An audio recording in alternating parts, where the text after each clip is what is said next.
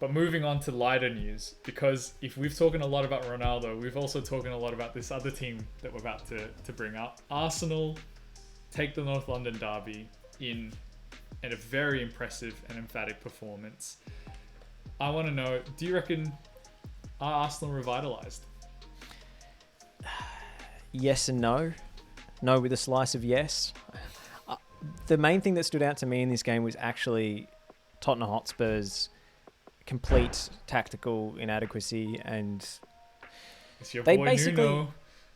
they abandoned the only principle of defensive football that can be applied universally, no matter what strategy you take. You can have a mid block, you can sit deep, you can press high, but compactness is king.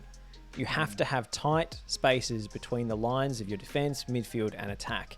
And Tottenham completely abandoned that core principle that's been around since Arrigo Sacchi basically introduced it in the 90s.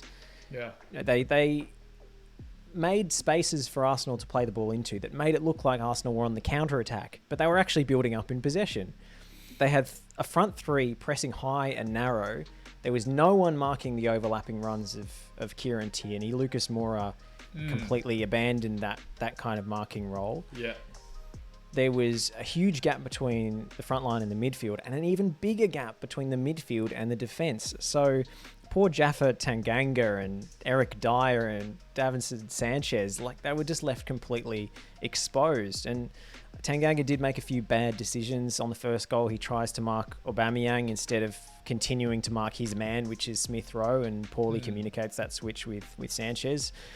But they were really exposed by those Arsenal forwards running at them in wide open spaces after, Dele Alli had completely abandoned his position in the centre of midfield, or Lucas Moura hadn't tracked back.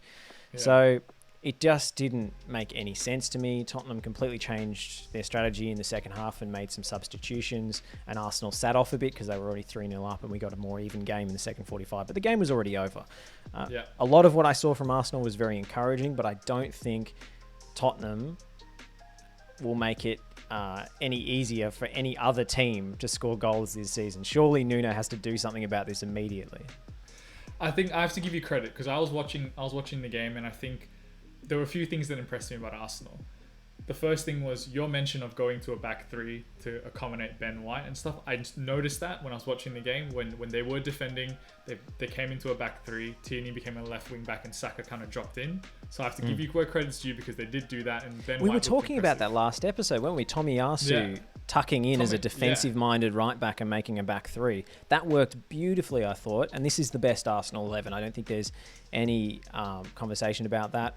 It does contain Granit Xhaka, but he's in a perfect situation now, because he's no longer the deepest midfielder, and he's no longer the creative force. If there's one thing that Granit Xhaka has at his disposal, it's a sweet left foot where he can hit accurate passes and great long shots.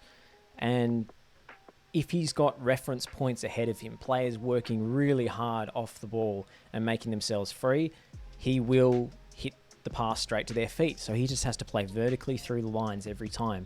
And I love the switch, as you're talking about, Ryan, with Tomiyasu tucking in, Kieran Tierney pushing high, and essentially Emil Smith-Rowe moves narrow inside from the left wing. Odegaard comes a long way across from his 10 position to play as an inside right, and it ends up being 3-2-4-1.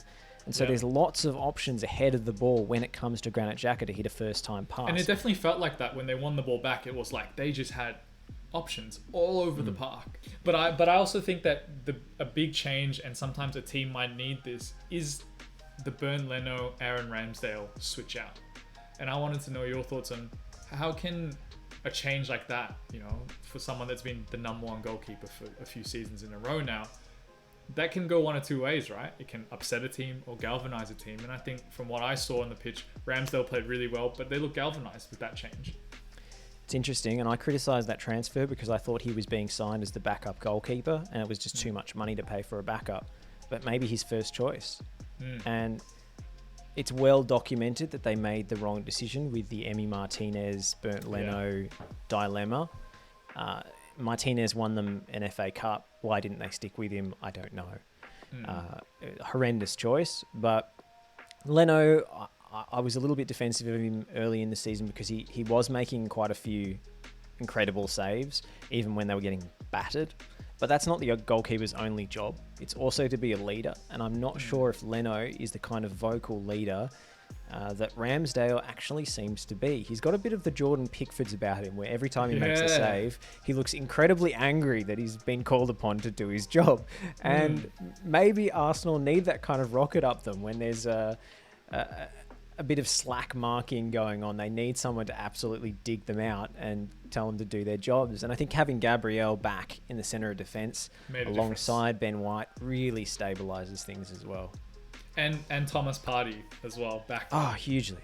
He was amazing, breaking up play, like ball retention, moving it on. I thought he nailed it. I thought he was amazing.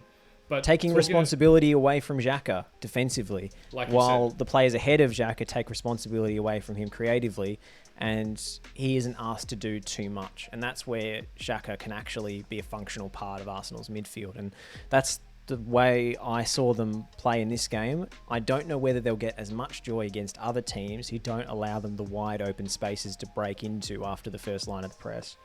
And it'll definitely be viewed as a big moment in Arteta's career. Obviously, the start really rocky, didn't look great. They've stabilised 3 wins on the bounce now, but to your point, it's how they're going from here.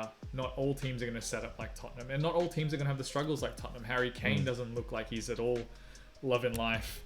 On that, there was a moment in the game, and I think it was actually Saka's goal. It must have been the third goal, where thanks to a forward run from midfield and the ball being back with Kane, there ended up being 4 Tottenham players stood on the edge of Arsenal's penalty area and Harry Kane alone on the ball with no options.